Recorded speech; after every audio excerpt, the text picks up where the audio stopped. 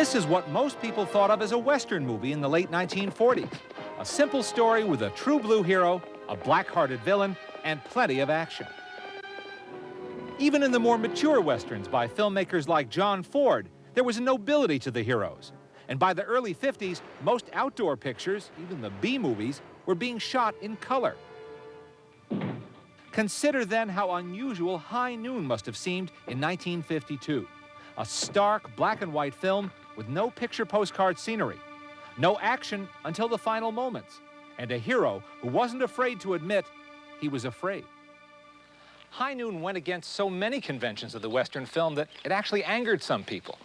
But this little, modest, low-budget film went on to win 4 Academy Awards and earn a reputation as one of the greatest of all American films.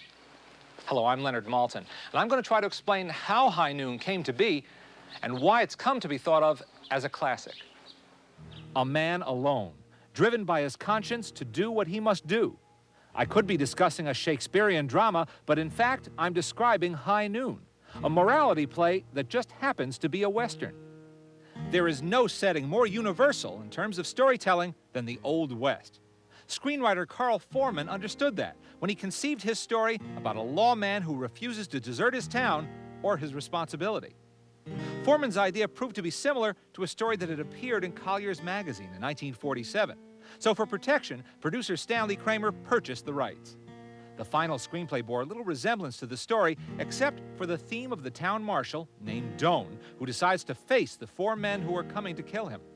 As Foreman's screenplay neared completion, the writer began to see his story as a parable for what was happening all around him, as colleagues in Hollywood were being deserted by their so-called friends. High Noon was made in the midst of the congressional investigations into the so-called Red Menace in Hollywood. Communist sympathizers, both real and imagined, were being hounded and exposed. And believe it or not, some people found this film un-American. The fact that the screenwriter, Carl Foreman, had been an unfriendly witness before the House Un-American Activities Committee didn't help. High Noon's producer, Stanley Kramer, remembers what it was like when the movie opened.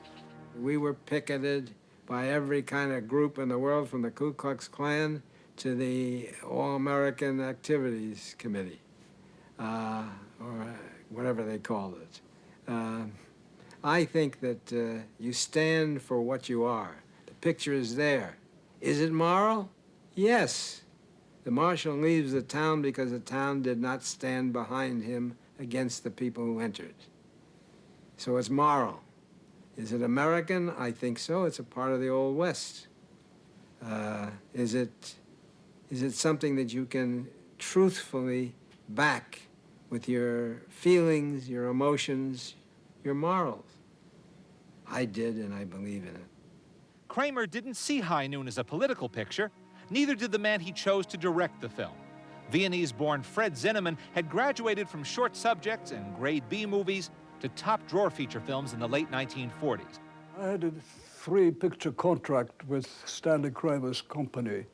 The other pictures were The Men and A Member of the Wedding. And I was offered High Noon, and naturally I jumped at it because the script was excellent. There was a first draft script by Carl Foreman with the help of Kramer, which was first class. So I said yes, by all means. Some people said, how can a Viennese director do a Western? Well, it wasn't all that difficult, really, with people like Cooper and a few others. Zinnemann was always attracted to stories about people facing a crisis of conscience. But like the visual storyteller he is, when he first thought about High Noon, he latched onto one potent image. I saw those tracks, the railroad tracks, that static shot where nothing moves. Became very important to me. Not to show anything specific about the threat and see the heavies strutting around or anything. Zinnemann's background in low-budget movie making came in handy on High Noon because this film was made for $730,000, a low figure for a major league movie even in the early 50s. The film was shot in just 28 days, and the markings in the director's shooting script show the kind of detail he tried to inject into the picture, in spite of its grueling production pace. Zinnemann didn't want to miss any nuances in Carl Foreman's script, from showing Marshal Will Kane's reluctance to retire his badge after the wedding, to adding realistic details that might add to the credibility of the story. Zinnemann's main visual collaborator was cinematographer Floyd Crosby. Together, they decided to avoid the pretty look most people associated with Westerns. This film would have no beautiful cloud-filled skies. Instead, it would look stark, arid, real, as if it were a documentary or a newsreel. The late Floyd Crosby's son, rock star David Crosby, remembers his father's work on High Noon with pride. He was very proud of it. He really loved it. You know, not that he would have told you that, but he was very proud of it, and he was very proud of working with Fred. He loved Fred Zinnemann. He had been friends with Fred Zinnemann since Fred came to America. He had befriended him early on when Fred was still learning English, and they were very good friends. And so it was a tremendous opportunity, you know, for him to work with the best people and do, you know, what he felt was a really quality piece of work. And he was just, I know he was very happy about it. But all that skill behind the camera would have been for naught if the audience didn't connect with the movie on an emotional level. That meant casting the right actors in every part, beginning with the star, the man that most people at that time regarded as the quintessential American, Gary Cooper. The tall man from Montana had no formal training as an actor, but that didn't stop him from becoming one of the greatest stars in movie history, and one of the most persuasive screen actors of all time. He loomed large on screen and off, as his High Noon co-star Lloyd Bridges recalls. I loved the man before I saw him, and I think I loved him even more after I talked with Coop, because he was such a down-to-earth, simple, no airs of any kind. He was what you saw on that screen. More than one director has said that in person, Cooper's performances seemed dull, almost invisible, until they saw them on the screen. Okay, let's get down to business. You want me to stick, you put the word in for me like I said. Sure, I want you to stick, but I'm not buying it. It's got to be up to you. He made it so easy. Matter of fact, most of the time I was working with him, I didn't feel he was on camera, you know. We had our first scene, I thought, my God, is this it? Is that going to be a print? It was a print, all right, and he was magnificent up there, yeah. Grace Kelly was virtually unknown when she was chosen to play Cooper's bride in the film. She'd only been in one other picture, in a small role, when Stanley Kramer went to see her in an off-Broadway play. I met her and signed her when I met her, or determined to. And that was it. There was no great discovery or anything. I don't know why Grace Kelly didn't achieve under our banner what she achieved later. She became a vital, tremendous, active star. In our film, she was known as the young lady who came through very well opposite Cooper, period. Director Zinnemann agreed that she had the right look for the part, but he worried that people might question the age difference between her and Cooper. No one did. Equally unknown to American moviegoers at that time was Mexican actress Katie Jurado. But like Kelly, she made a strong impression in this film and established herself overnight. The cast was fleshed out with veteran character actors like Otto Kruger as the opportunistic judge, and Oscar winner Thomas Mitchell as the level-headed mayor. The film was also a showcase for young character players like Harry Morgan in one of his slimiest parts, and Robert Wilkie, who was in the process of establishing himself as a potent screen villain. Notes in Fred Zinnemann's copy of the script indicate some of the casting possibilities that were considered. For the part of Frank Miller's brother that went to young Sheb Woolley, such other up-and-comers as Hugh O'Brien, Peter Graves, and Fess Parker were considered. And for the part of Mart Howe, Lon Chaney won out over other actors because, apparently, the director was struck by his flat voice. Just the note he wanted for a world-weary retired marshal. People gotta talk themselves into law and order before they do anything about it. Maybe because down deep they don't care. They just don't care. Still, the one piece of casting that made the picture work was having Gary Cooper in the lead. In a late 50s television interview, Dave Garroway asked Cooper why he made so many Western films. I like Westerns because the good ones are real. You feel real when you're making them, and, well, you don't feel actorish. The Western picture tells stories of the pioneer period. The pioneers braved the elements, and we are brought close to the pioneer people by seeing the Western picture, and we realize that our country was and is full of people who believe in America. To create High Noon on a tight shooting schedule, director Zinnemann used a technique that's common nowadays, the drawing of storyboards to plot out every key shot in the film, including staging and camera movements. Although some scenes were scheduled to be shot on location in Sonora, California, which still had a stretch of straight railroad track running alongside it, most of the picture was set to be shot in Burbank, on a studio back lot known as the Columbia Ranch. Zinnemann, his art director Rudolf Sternad, and his cameraman Floyd Crosby planned their moves meticulously to avoid wasted time and effort, and to build the tension they needed to make the story work. For Zinnemann, there were three basic elements that made the picture. The first element was the threat, which was shown by the railroad tracks that lead across the horizon. And you never see the evil, but you know it's going to come from there. Number two, against that static shot, there were the shots of a man running around town asking for help, which is not about to get. And number three, to dramatize that time is dripping away minute by minute. You had the clocks, which were in the script, and which are shot in such a way that as the tension progressed, the clocks became bigger and bigger, and the pendulums moved more and more slowly. And at high noon, it all came to a stop. So the clocks were an integral part from the beginning. Before I even came on the film, it was already in the script. The use of clocks is one of the most interesting aspects of High Noon, because unlike most movies, the story unfolds in just about the length of time it takes to watch. Now, on occasion, Zinnemann manipulates time, but the emotions we feel are as real as the tension felt by the characters as that clock ticks away the minutes toward high noon.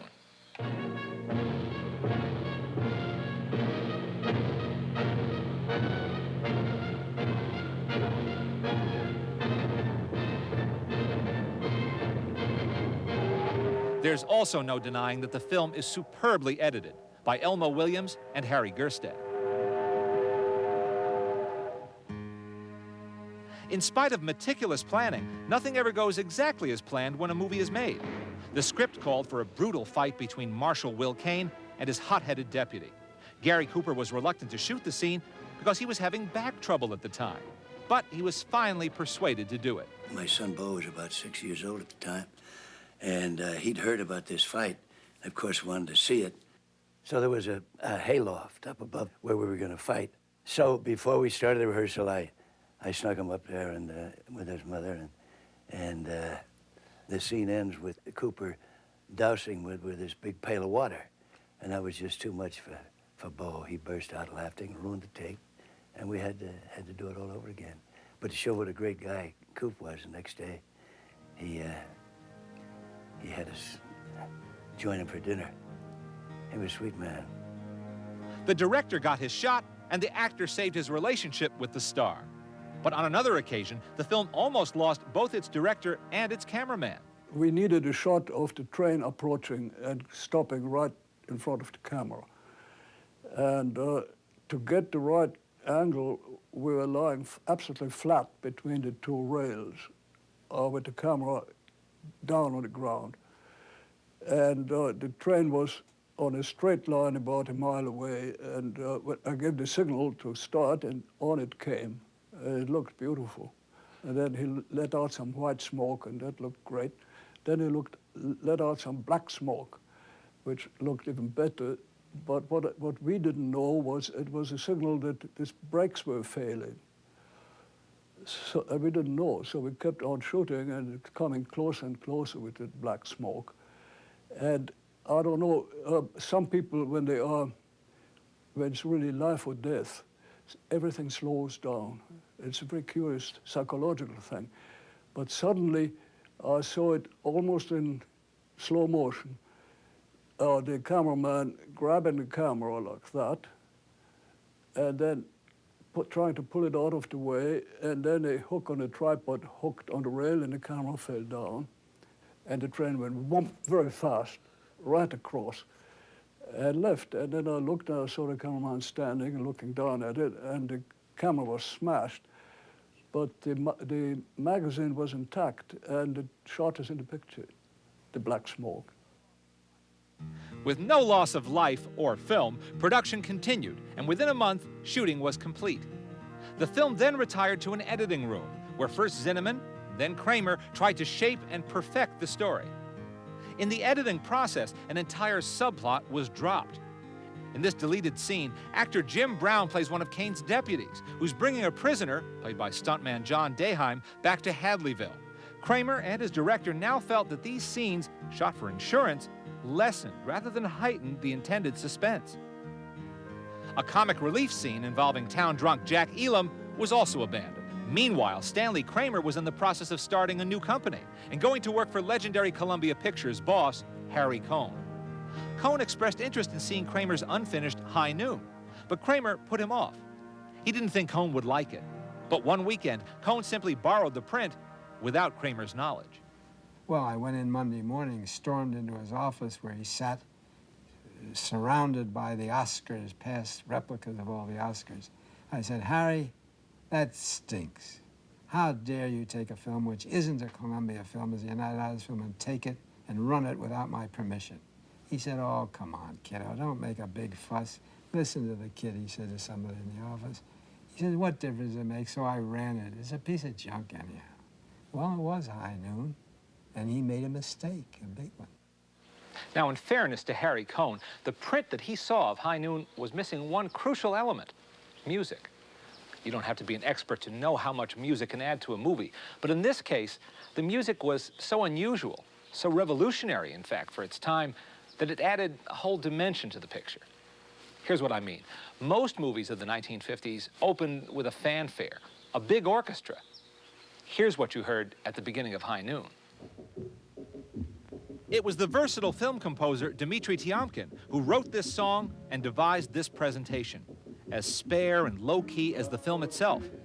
Ned Washington's lyrics turned the story of the film into a ballad, which presaged the trend of title songs in the 50s and 60s, but more importantly, added resonance to the film.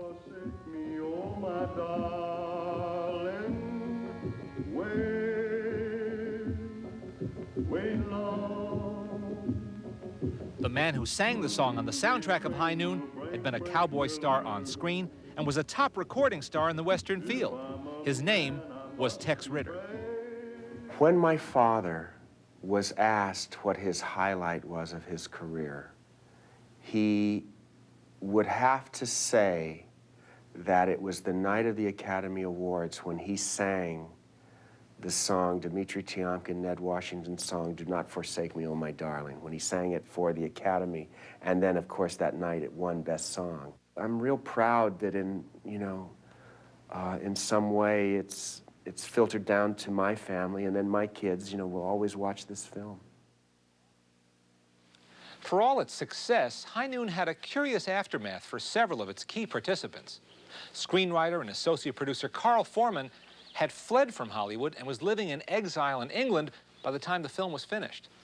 And others suffered too during this terrible period of blacklisting. I thought after I did High Noon that my future would be pretty rosy, but anyone who was sort of liberal in those days or wanting to do anything about improving humanity kind of suffered. It was a terrible period, and I was a part of an organization called the Actors Lab, and there apparently were quite a few communists in that organization. So I suppose that was one of the reasons why I was put on the list. Didn't work for several years.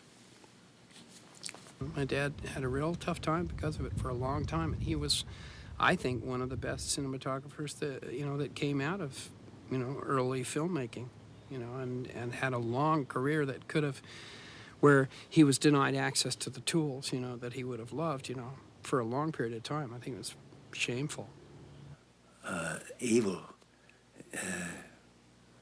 was very strong in those days. High Noon received accolades galore when it was new, including 4 Academy Awards. 2 for Dmitri Tiomkin, one that he shared with Ned Washington, 1 for film editors Elmo Williams and Harry Gerstad, and 1 for Gary Cooper, his only Oscar. But the film's story is so timeless, so great, that it continues to impress people who discover it for the first time today. The reason I did it was not only because it was a good story, but it said something about human nature, which apparently never changes, in that there is a man who is in desperate trouble and is asking for help, and nobody is there to help him, everybody having very, very good personal reasons of his own, which is what happens every day, and has never changed. And you can see it time after time after time. And this is what I think makes it a timely movie.